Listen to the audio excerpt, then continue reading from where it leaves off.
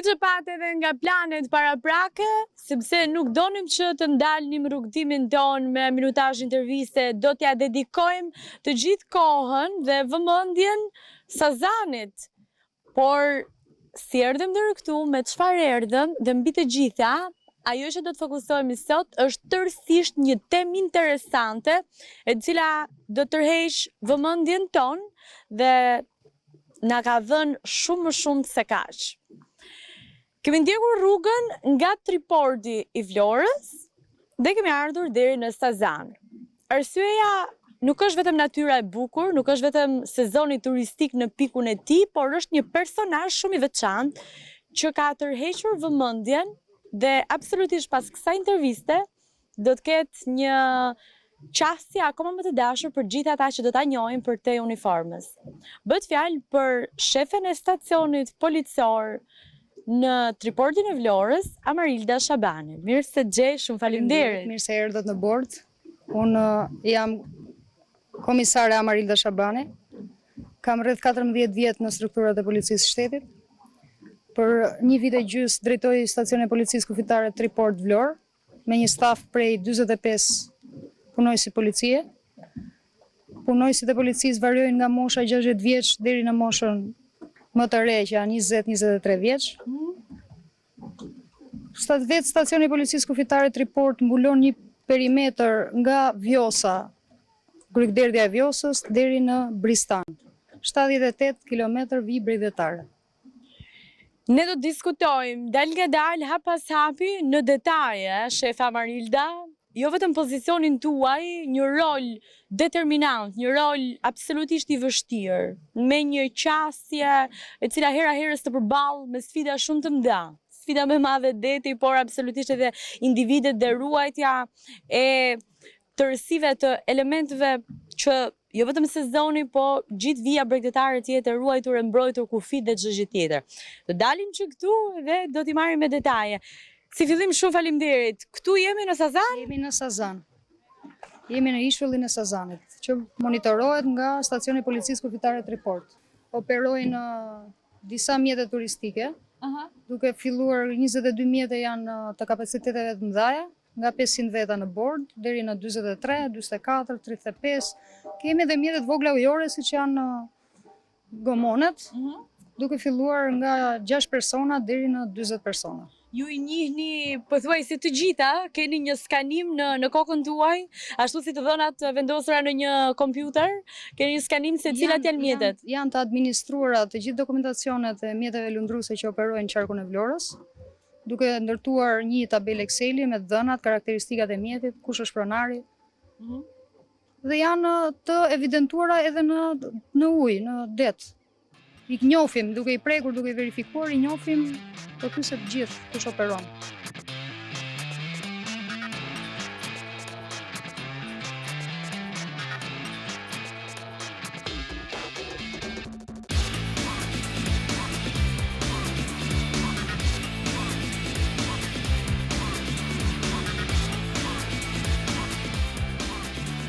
Pasi kemi parë një prej plazheve më të bukura që turistët vinë për të shijuar natyrën e paprekur me të gjithë bukuritë e saj, shumë mjete lundruese, të cilat shefja i ka parë një për një, u vendosëm këtu duke shijuar në sfond zërin dhe këngën e gjikallave. Është nxehtë, por fryr një fllad i këndshëm dhe është kaq bukur. Vjen shumë shpesh në Sazan? Pothuajse çdo ditë. Tani në sezonin turistik, pothuajse çdo ditë. Duke monitoruar zonën e Sazanit, shpellën e Axhalis, Karaburunin, Orikum, ka pikat më me fluks për turistët. Tani dua të ndalemi pak, shefa Amarilda, edhe pse nuk është fort e formatit tuaj, sepse vetë detyra, pozita ju bën që të keni një personalitet dhe të jeni gati një personazh në uniformë gjatë gjithë kohës, por kjo uniformë në fakt nuk ka ardhur thjesht si profesion, por ka ardhur si një dëshirë e hershme e juaja, në moshë gjithashtu të hershme. Ishin të 20-ta tuaja, teksa ju vendoset të bënit betimin e madh, nga ana tjetër për t'u përkushtuar me dinjitet. Një police vajzë si mori vendimin në të 20-ta dhe e prisi që do t'ishe këtu sot? Atëre, kjo ka qenë një nga pasionet më të hershme që në fëmijëri. Shembull ka qenë Xhaxha i babit, që ka qenë ushtarak, kur shifja atë uniformën e bukur jeshile, ndjeja një emocion veçantë brenda vetes. Edhe vendosa në moshën 22 vjeçare të futem në strukturat e policisë shtetit. Ndjeve një thirrje. Cila ishte thirrja? Për gjithë ata të rinj të cilët ndoshta nuk po gjejnë kurajon. Mund ta kenë thirrjen, por nuk po gjejnë kurajon për të bërë dhe për të ndjekur këtë rrugë, siç është policia, një rrugë, një mision i madh. Çdo i ri apo e re shqiptar që ka dëshirë të futet në strukturat e policisë, ka ëndër, ka pasion, do të bëj betimin për të shërbyer këtij vendi, ndiqni ëndrat tuaja. Mos keni të merrni vendime. Aq më tepër kur e thot një vajzë e cila atëherë ka qenë vetëm 22 vjeç. Flasim për ditën e sotme. Shefe e stacionit të policisë Triport Vlorë, nga vetë emri mbart shumë pesh, nga vetë struktura absolutisht, të monitorosh mjetet lundruese, jo vetëm gjatë sezonit turistik, por për kontraband, për trafikim dhe për momente me pesh shumë të madhe dhe determinante. Aq më tepër, një terren historikisht i drejtuar ose mbi të gjitha një strukturë e mundur nga burrat. Si është ky terren kaq i ashpër për ty? Atëre, terreni në policinë e shtetit, jo vetëm në Vlorë, po në policinë e shtetit është i dominuar përgjithsisht nga meshkujt. Por, për mua personalisht, ky profesion nuk ka të bëjë fare me gjinin. A je mashkull apo je femër, a je burr apo grua. Për mua, ky profesion është, nëse ke vullnetin për ta bërë këtë punë, integritetin, profesionalizmin, ke sukses. Nuk përcaktohet nga gjinia kjo punë. Tani më trego pak se për ta dramatizuar pak situatën se u bë shumë policeske. Për ta dramatizuar pak, kur ti erdhe për herë të parë këtu, në një terren të ashpër të dominuar nga burrat e tjerë, cili ishte reagimi i shumicës që do t'i drejtonte një vajzë në të 30-tat? Se nuk ishte ndonjë kolonele, moshës së madhe apo grada tuaja, një vajzë të 30 vjeç? Është ai paragjykimi dhe mosbesimi kur shohin një vajzë të re në drejtim të një stafi me 45 efektiv, me mosha 60 vjeç apo 23, se janë larmishmëri moshash në stacionin e policisë kufitare Triport. Nga cilat mosha filloj? Nga 23 deri në 60-62 që janë. Duhet t'ju gjesh mënyrën për t'i folur të gjithëve, përposa asaj institucionale. Patjetër, kjo unë zakonisht zgjedh shembullin personal. Më pëlqen të krijoj ekip në punën. Sa vështirë është ta drejtosh ekipin, sepse ndoshta edhe karakteret të forta të gjithë aty, hera herës ka përplasje. Si është e vështirë të mos e çosh raportin në personale? Nuk kalon në personale. Jo. Unë i kombinoj, kam qejf të i kombinoj punojësit me eksperiencë më të madhe në karrierën policore me djemtë e rinj, duke kombinuar energjinë e punojësve të rinj me profesionalizmin dhe eksperiencën e punojësve që janë në prag pensioni, pothuajse. Cili është stereotipi që u gjende kur erdhe dhe çfarë ka ndryshuar sot me Amarildën? Me atë që thonë, nuk ka problem. Lëre modestin me një. Paragjykimi kur drejtohesh nga një femër, sidomos në qytetin e Vlorës që janë pak më të vështirë në karakter. Nuk shtrohen. Jo se nuk shtrohen, por duhet t'ja tregosh me punë, me shembull personal, me integritet, duhet t'jesh vetë në krye të ekipit tënd. Nëse nuk je, nuk të ndjek ekipi. Pra duhet t'jesh ti shembulli që ata të ndjekin, jo vetëm fjalë. Duhet t'jem unë shembulli, jo, nuk është vetëm me urdhra apo me fjalë. Duhet të ndjekin shembullin tim personal. Ti e ke nisur karrierën në Fier, sepse je nga qyteti i Fierit, edhe më pas je shpërngulur në disa qytete të tjera, në Kavaj për një kohë të shkurtër dhe mbi të gjitha aty ku duhet thënë është edhe synimi një pjesë të mirë të atyre që jo vetëm që ndjekin Akademinë e Policisë, por edhe ëndra ose Maja ke qenë në kryeqytet, në Tiranë, në krye të shqiponjave. Tani, kjo vërtet është një hallkë goxha me peshë. Edhe ke qenë ende më e re.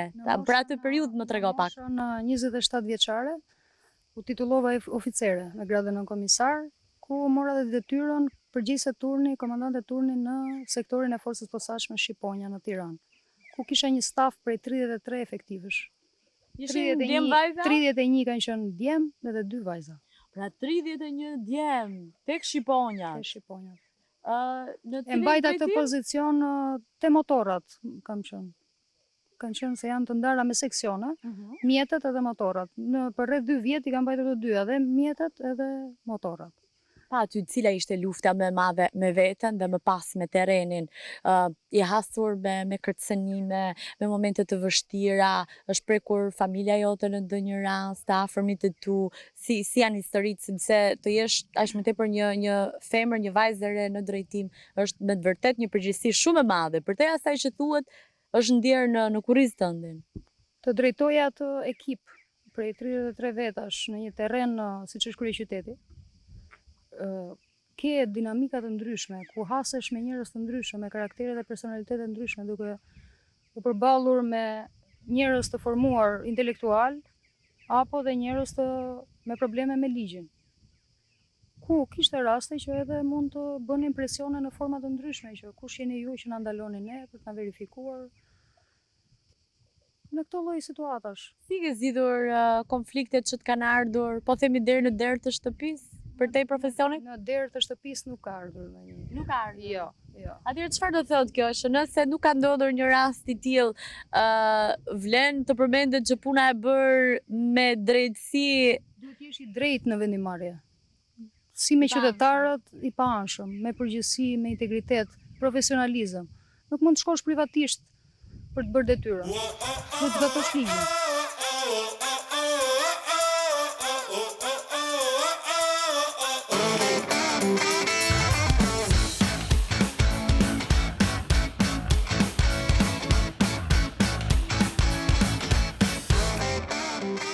Dhe u vendosëm këtu në një pozitë mjaft simpatike, sepse sa bukur shndron e reja me të vjetrën, një jahtë I ri mes luksit dhe struktura të vjetra, të cilat për çfarë kanë shërbyer shef Amarilda, se shikoj plot Sazanit. Ishulli I Sazanit në kohën e sistemit komunist ka qenë një bazë ushtarake detare, me qindra bunkier,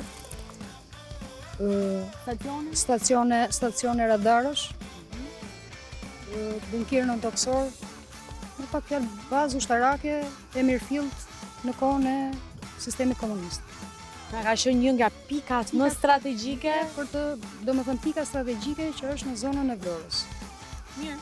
Edhe për të ndalur tek strategji, ne diskutuam së bashku një pjesë të mirë të karrierës tënde, në çdo hap ka patur ngritje.